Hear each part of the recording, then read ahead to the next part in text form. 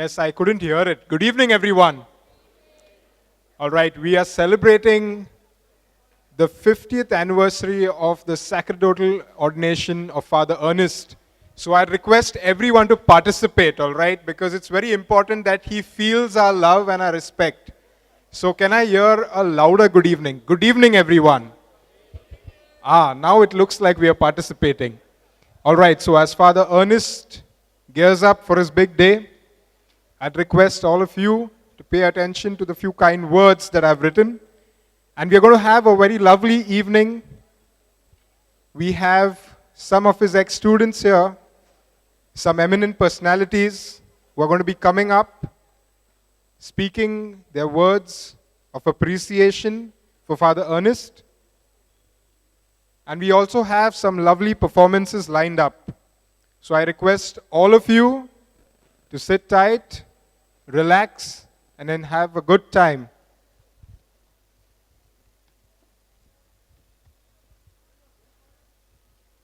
On behalf of Father Ernest's family, I welcome all of you to this gathering as we celebrate the joyous occasion of the 50th anniversary of Father Ernest's sacerdotal ordination.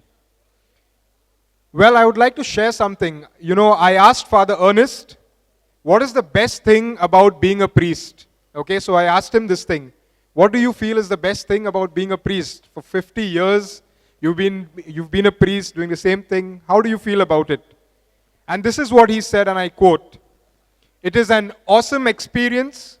I feel humbled by the grace of God and also the grace that he has given me over these years, and I want to continue remaining faithful to him." This is the humble answer that Father Ernest has given.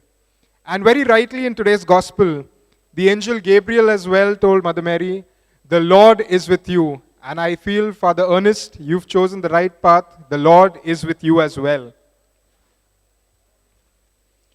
So Father Ernest, on behalf of all of us present here, I would like to extend my heartiest congratulations to you for completing 50 years as a priest.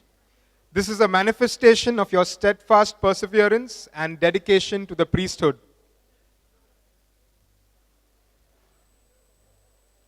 Okay, so now I'm going to request the presence of a very special person here.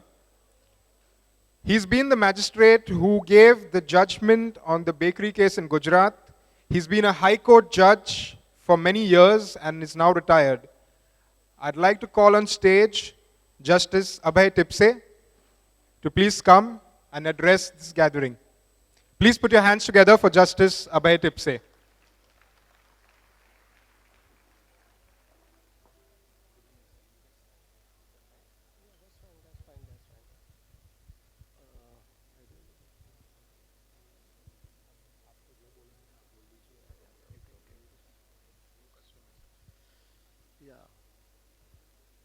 Hello, very happy to be here in the gathering. I don't know what to say because I used to think that I had been a judge for a long time, 30 years. But when Father Ernest has been a priest for 50 years, that I feel, something which is quite an experience in itself for him. When a man is a priest for 50 years, I think that is his personality is totally changed and he is priest for all purposes, the man of God. I met him for the first time sometime in 2005 or 2006 through a common friend who is a sports journalist, Mr. Vinayak Dalvi. And very soon we became friends. What I noticed in Father's personality that it is extremely comforting. When I met him, those were not the very happy days in my life, because I had some problems health-wise in some family matters, some stressful work in my official career. And that time meeting him was a very great experience and it was very comforting. I remember when my father passed away, it was a great blow on me. That time Father consoled me and indeed it had some consoling effect on my mind. It was somehow my grief was reduced. What I found in Father, that he has associations with all types of people in the society. From them I have come to know that how helpful he has been to students. He always has come forward to help the students. He has encouraged sports. Of course, I came to meet him quite late. That is maybe in 2006 when I was still a judge. But I came to know about his things from the common friend who introduced us. It's wonderful to have such a friend, to have been acquainted with such a personality. It is very comforting. I am overawed by the fact that he has been a priest for 50 years. I wish him a great tenure as a priest and a very happy life, which will enlighten others, guide others, and he will keep on blessing us. Thank you very much. Thank you so much, sir, for your kind words. Now I'd like to call upon some talented little musicians from St. Stephen's School. They're going to play the violin for us. So I hope all of you are ready, boys and girls. Wherever you are, please come to stage.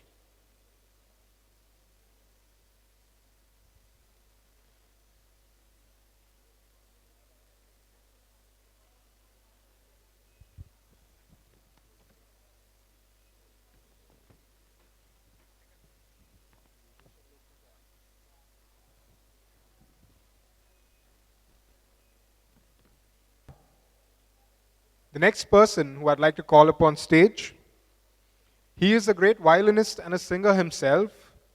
He's the owner of the Furtado's company. He's the CEO of the Trinity Musical Examination Center for quite a few years now. And he's someone who's very involved in his parish life. I'd like to call upon Mr. Anthony Gomes. Please put your hands together for Mr. Anthony Gomes, everyone.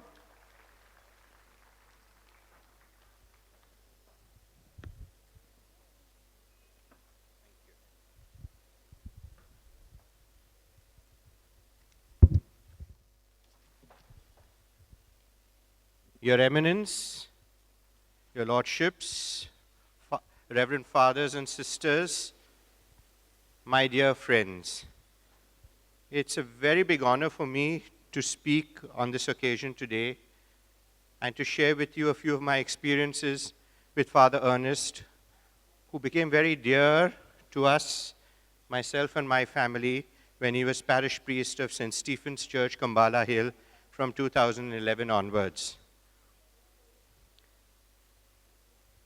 My distinct recollection of him, which made a profound influence on me, was when he asked me to accompany him along with our local MLA, Mr. Mangal Pradat Lodha, to go and meet the Chief Minister, Mr. Prithviraj Chavan, to ask for permission to use the August Kranti Maidan for our Easter services. I was so amazed at how he had the who's who of Mantralaya and the government moving in quick succession to give us this permission, which was immediately obliged to us. And it is little wonder thereafter, with my experiences with him, that I came to know that here is a man who, when he set himself to do something, he would persevere and get it done. In fact, while we were on our way here this evening, through the terrible traffic on the Eastern Express Highway, I was with Father Theo from our parish, and we were commenting on how we hoped His Eminence was also delayed in coming here so that Father Theo would be in time to join the concelebrants at the Mass. And I remarked, I said, well, why hasn't Fr.Ernest made a helicopter service for all of us? And Father Theo immediately said, he's the only guy who would have been able to do so. And I think that really reflects how he was so good at making contacts, making friends, and being able to use these contacts for the betterment of his friends, his community, his parish, and the students of his school. Truly, he was an innovative, inspiring, visionary man. When he was first posted for the first time as principal at Sonapur Church, he realized that music was very prevalent in the western suburbs, but not so well patronized in southern Mumbai. So he set up what was to become a very famous talent contest, the Sonapur Talent Contest, which after he set up, was carried on for 25 years by the youth of that parish. In fact, it was such a wonderful theme that he set on that occasion. He said, "Do you have a talent? If so, yes, we have the stage." Just as visionary and innovative that he was in his priestly work, he was also as a principal and as an educator. In fact, a stalwart. He was a founding member, among others, of the Archdiocesan Board of Education, which today plays such an important role in governing the educational pursuits of our schools in Mumbai. He was twice over the vice president of the All India Catholic Schools Association. In fact, he started the junior college here and as well at St. Anne's, Orlam, two wonderful testimonies of higher education that will stand the test of time and is his legacy to these two parishes in Orlam and in Thane. He is also a sports enthusiast, greatly supporting athletics, football, hockey, cross-country running. In fact, many of the schools he were at excelled in these sports and were state champions. And finally, when he came to my parish, St. Stephen's, he transformed our middle school, the St. Stephen's School. You will very shortly see the musical transformation that he was able to enact.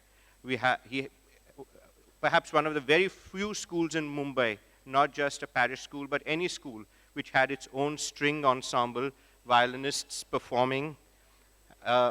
He got a school band. The Republic Day, Independence Day occasions were something that could rival any other school in the city, and the school put up so many shows on the public platform open to the public that were of a very, very high standard. Truly, someone who was able to move mountains and make an impact in the education field. But principally, he was a priest. As the Lord said, "The harvest is plentiful, but the laborers are few." And as we heard at today's celebration, he heeded the invitation, he listened to the call, and he became a priest. Our Holy Father has said, "Let us pray for all good and faithful priests who dedicate themselves to their people with generosity and unknown sacrifices." Truly, what Pope Francis says is true. Unknown sacrifices. Father Ernest, I thank you for sacrificing, making it in this world, so that we, your parishioners, could make it in the next world. In fact, sacrifice is the underlying theme of the priestly profession. They don't choose where they go. They just go where they are told to. They don't choose what they do. They're just told what they are told to do. And just like Christ, our priests today play many roles. One is that of the Good Shepherd. All of us in our parishes are so grateful to our priests despite the fact that we don't acknowledge them enough. As kids, when we join, we look on the priests as our first celebrities. They speak to us, they joke with us, they entertain us during Sunday school, and genuinely are our first heroes before we find others. They are God's representatives. They solemnize our marriages. In fact, they counsel and prepare us for them. And let us face it, because of our happiness, they accept loneliness in their lives so as to serve and help our families. The confessional.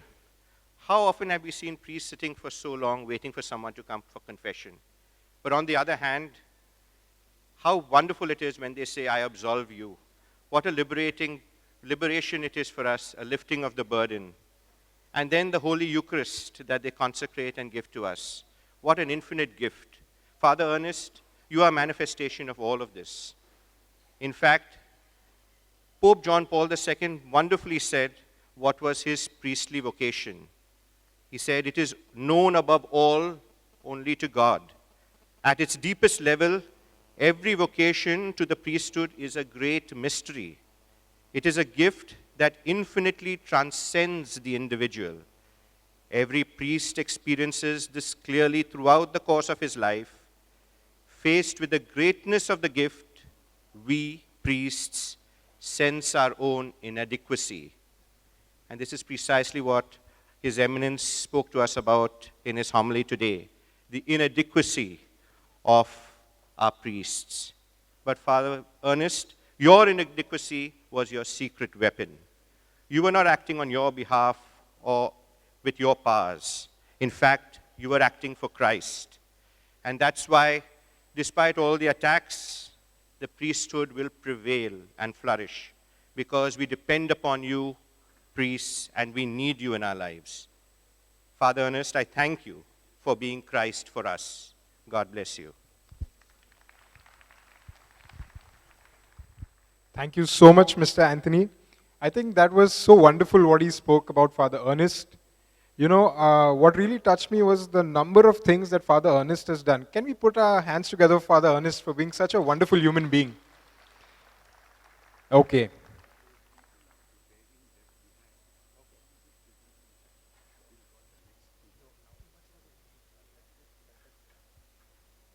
All right. So, you know, any celebration that we have, okay, it's not complete without something sweet. And I love cake, to be honest. I think everyone loves cake. And so when I looked around here, I saw that there are around 3 or 4 cakes. Now that just speaks about how much we love you, Father. All your ex-students, all bringing cakes. So I think it's time that you come up on stage. All right, and we are going to have a very lovely song being played while they cut the cake. So Father Ernest, requesting you to come up on stage.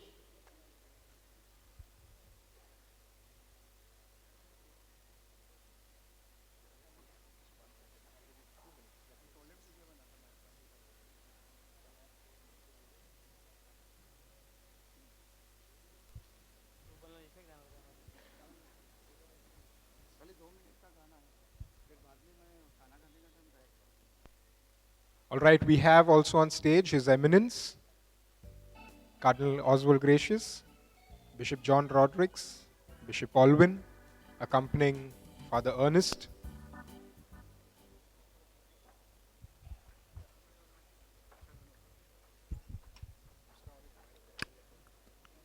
Check.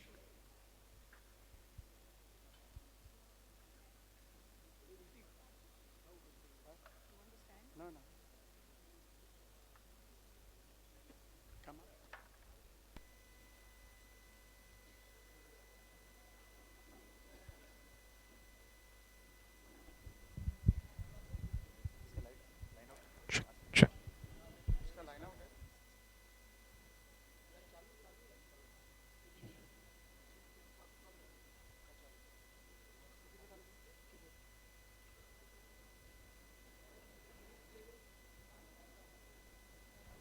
All right. Okay, that mic was too loud now. All right, on my count of 3, fathers, please wait, all right? Yeah, they're going to sing. Are you ready, guys? All right. On my count of 3, 2, and 1. Come on, let's put our hands together for them. Come on, everybody, join in. Congratulations and celebration when I tell everyone that Jesus loves me. Congratulations and jubilation. I want the world to know I'm happy as can be. Who would believe that I could be happy and contented?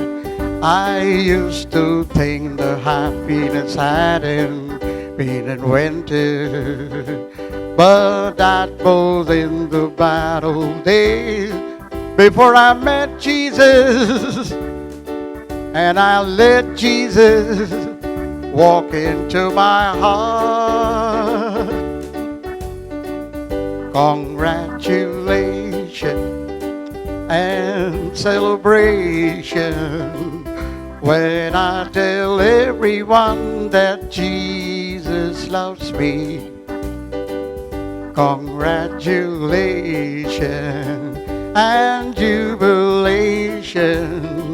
I want the world to know I'm happy as can be. I want the world to know I'm happy as can be. Thank you, Jesus.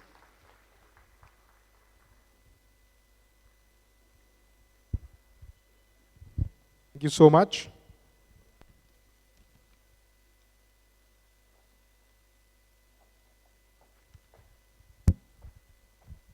I'd request the volunteers to kindly clear the stage and take the table down, please. I'd like to call on stage Mr. A.P. Sinha. Please put your hands together for Mr. A.P. Sinha.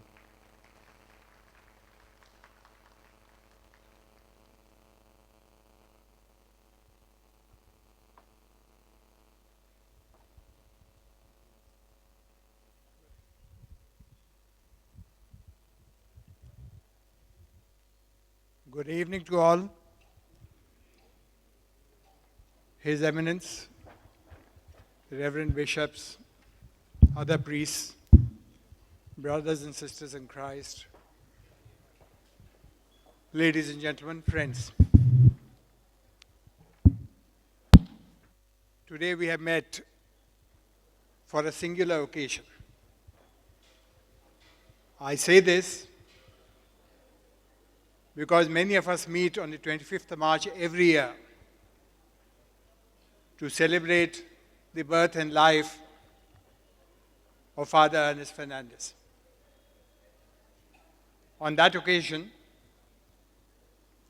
we remember his many qualities of head and heart. Or what a fine human being he is. Or what a great friend he is. And then we wish that we would return on the next 25th March for a similar remembrance and reiteration. But today's occasion is singular, it's unique. It will not come again because it is the golden jubilee of the priestly ordination of Father Ernest. There will be possibly a 60th year, a 75th year, a 100th year, but there never will be another 50th year.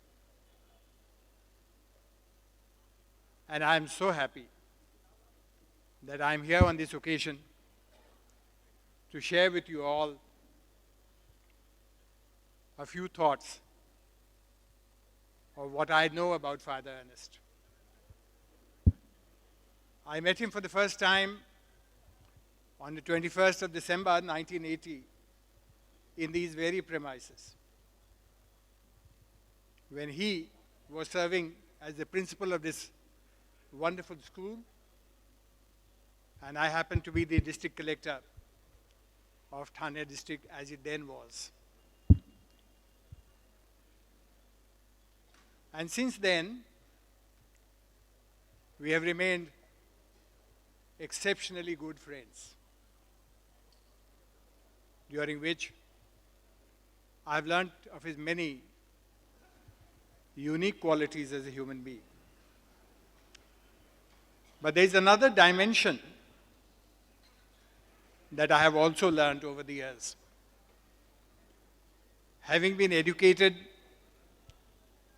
in various Jesuit and Christian institutions, I have had an abiding interest in the teachings of Christ and of his church, notwithstanding the fact that I was born and continue to be a good Hindu, or so I hope. And with Father Ernest, because of this interest in the teachings of Christianity, I've had many, many fulfilling, enlightening occasions to discuss what I consider to be the fundamentals and the essentials of Christianity. And I've learned to appreciate it more and more, thanks to the enlightenment that he conferred on me on these occasions. I must confess that we have not agreed on everything. I believe even two Christians need not agree on everything. And I, of course, was not a Christian. But we had the necessary understanding, mutual understanding and empathy to appreciate what the other was saying and to evaluate it and to value it the way in which it should be. On these occasions, I found Father Ernest a very thoughtful. In his sermon at the Mass, His Eminence said that Father Ernest was perhaps not a theologian in a formal sense of the word and didn't write books on theology, which is of course correct. But in matters of religion and faith, it is not what learning which is paramount. It is what faith which is paramount. It is not what you know, but what you believe is more important. I have always felt that subjecting the teachings of a religion to a logical analysis is a futile exercise. To seek to know the unknowable, or what you might call the infinite, with a finite mind is a losing proposition. We are inadequate to understand God,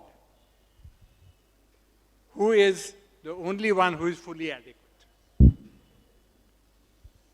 And therefore, during our discussions, we have emphasized not so much on what we know, but what we truthfully, honestly, and sincerely believe. And that is the essence of all true religion. I learned a lot during these occasions. And I'm grateful to him for it. I believe I am a better human being because of it, through my association with him. And today, even though it's not the 25th of March, his birthday, but it is the 20th of December, the day of his ordination, I'm especially happy to be here, to be able to acknowledge this. But I cannot let go this occasion without also remembering and telling you of what I learned of him as a person and not just as a priest. A better friend no person could ever hope to have. Since 1980 till today, he was always there when I needed a friend. Someone to encourage me, someone to hold my hand when I was in distress. I particularly remember that when my wife passed away some years ago, he was there at the cremation ground in all his priestly cassock, very noticeable among a whole lot of other people, including Hindu priests.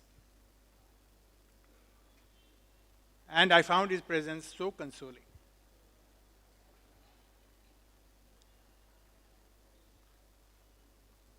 He blessed my wife on her funeral pyre. That was an act of charity beyond all imagination. And he has stood by me through good times and not so good times, never says. We have had some good times too, some fun times. We visited wonderful places, seen beautiful things, and shared beautiful thoughts, even some really funny jokes. And that has enriched our association. On this occasion, I extend my heartfelt congratulations to Fr.Ernest on this great milestone of his life and of his ordination,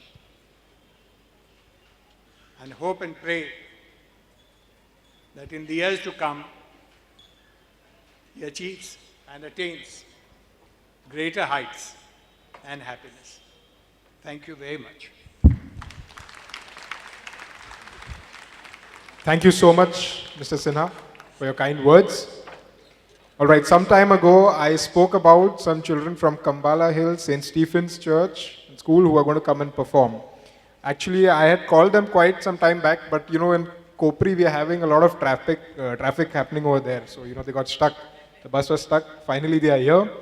I'd like to call them on stage. I'd request the volunteers to help set up the mics, please.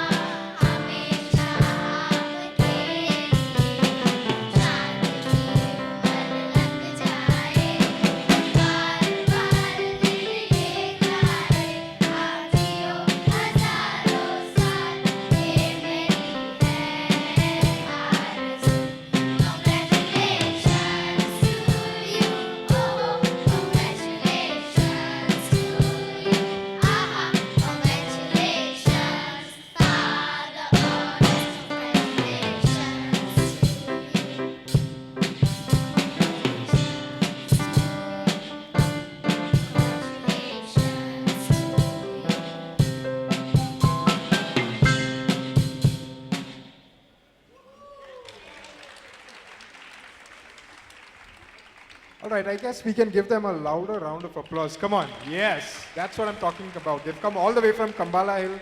I think they deserve a very huge round of applause. And they've really sung so sweetly, and I really appreciate this. I remember my school days when we used to walk out of stage in order. That is so nice. All right, so that is so nice, really good. Now you're going to see something really awesome.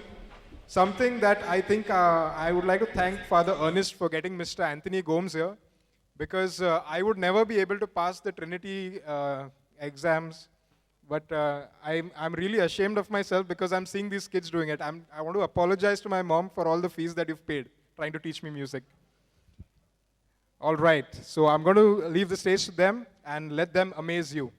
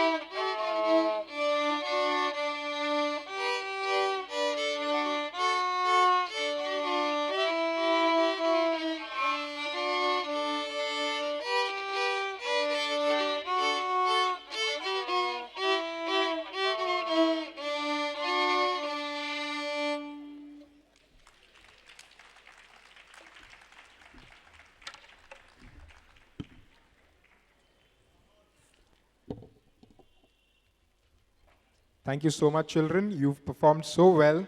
We'll ask someone to help you lift those stands. Yes. Now I'd like to call upon stage the Vice President of the Parish Council of St. John the Baptist Church, Thane, Mr. Kirk Gonzalez, to share a few words about Father Ernest. Please put your hands together for Mr. Kirk.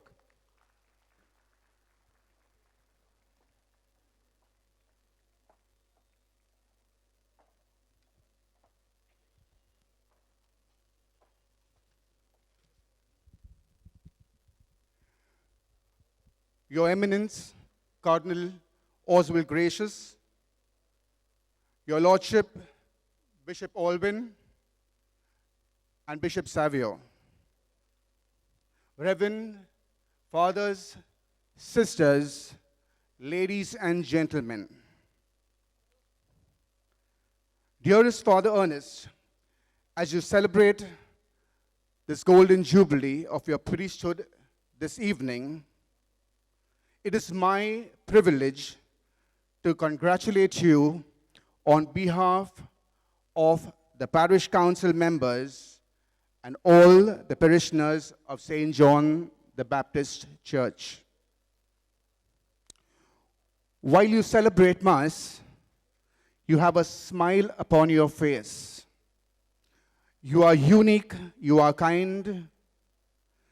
In every person, you find something good. Your erect posture, your words of praise, your eyes of compassion in your gaze. You have touched the lives of thousands and more and never differentiated the rich from the poor. Through examples of love, you have paved the way. And that's the reason God's gifted you with today. Dear Father Ernest, with you seated there and the school building in the background, memories just flood my mind. I've gone across and spoken to a few people, and I've asked them what they thought about you. And to my surprise, there's something that you know that everybody said that you are a sports enthusiast. On the other hand, there were parents who shared some experiences. So I'll take this opportunity to share them with you. There was a lady, a parent in your school. who received a call suddenly, and he told this parent, your son has not come for his practical exams, and it was his SSC exams. You told the parent, please get your son and come to school immediately. That child was suffering from neuritis. The parent did as you said and brought the child to school. And with a little assistance from the laboratory, with the laboratory assistant, the child managed doing his practical exams. The end result was the child passed his SSC and saved a year. The parent was very, very grateful and said, it was all because of you. I met some children on the way, and they told me that whenever they were pulled up and taken to the principal's office by their teachers, you would ask them to sit, and he told the teacher that she could leave. Then you winked at them and said, please don't do this again. And you always built a beautiful quotient, emotional quotient, between you and your students. You have encouraged me to be the person I am. I remember you telling me very clearly, Kirk, go as far as you can come back. Fr.Ernest, if I'm on this stage today, I guess you know I'm back. There are many, many other things that have happened. There have been students who have brought fond memories of you punishing them and making them kneel on this very quadrangle, and then treating them to a vada pav after that. So, all said and done, we had a great time with you, Fr.Ernest. We see you as a pious priest. We see you as kind. We see you as a role model. I remember an incident when you asked me to drop you to the police station because I had a bike. And you stood there for a long, long time. You were a priest, but yet you had the courtesy to ask that inspector whether you could sit. These are the few things that we saw in you, and we aped you, and we tried to be as courteous, as kind, and I hope we can carry on doing the things you've taught us. So once again, on behalf of the parish council, the parishioners, your students, your teachers, and every heart you have touched, I would like to present you with a bouquet of flowers. Thank you. Now invite the senior violinist from St. Stephen's School. They're going to play some amazing songs.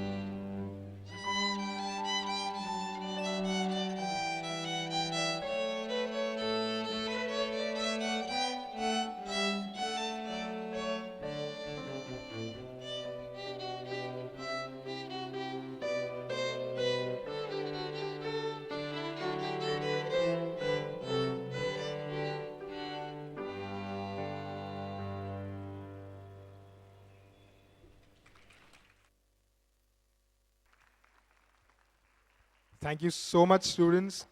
I feel the violin is an instrument which has its own charm, and I think they brought it out so well. Please put your hands together for them.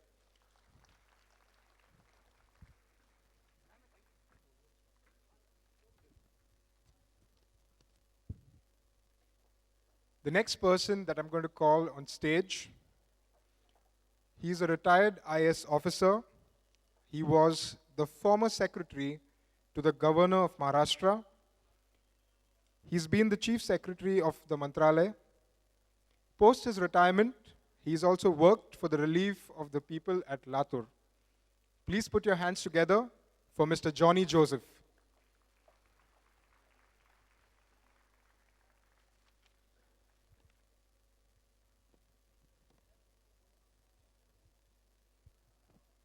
That's it. Thank you. Thank you. Thank you.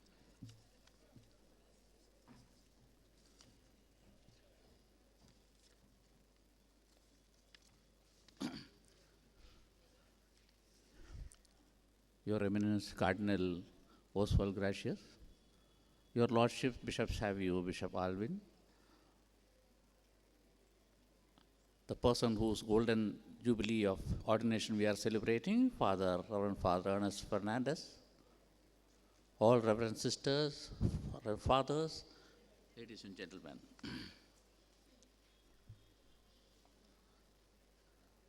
Little correction that I was not Chief Secretary of Mantralaya, Chief Secretary of Maharashtra, and Secretary to Governors, and an IAS officer of 72 batch, junior to Mr. Sinha who spoke earlier.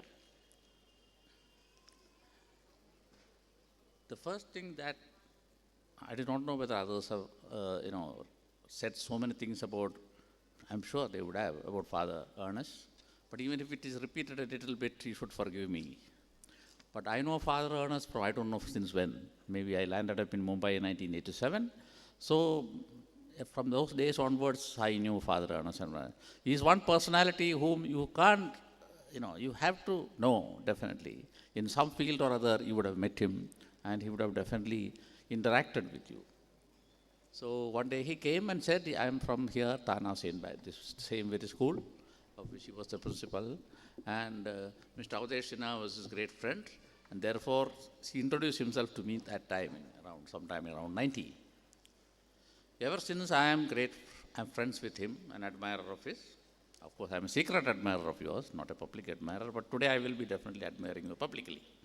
So, Father Ernest, the name itself means earnest. Ernest means earnest. And then, all E's are, you can subsume everything there. Earnest, energetic. He is enthusiastic, dynamic, spirited. He is a go-to man for all spiritual and temporal needs. This is what I have seen from whatever over the years. His never say die attitude and perseverance, something remarkable, and single-mindedness of purpose, and achieving things against all odds. Of course, he has got the powerful support of prayer for God behind him. Therefore, whatever he sets out to achieve, he achieves, irrespective of whether you help or not. So whenever Father has come to me for some help, I always said yes, I know, because God is with him. Better to say yes.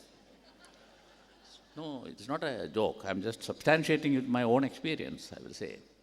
Father was the parish priest of, the Nepean Sea Road Church, St. Stephen's Church there. So he just came and told me that, for the August Kranti Maidan is not being given for Good Friday. So I thought, what is the problem? There should be no problem. Long back when it was declared a historical monument, there was a hitch, and that time I had gone to the then Minister for Culture, Mr. Pramod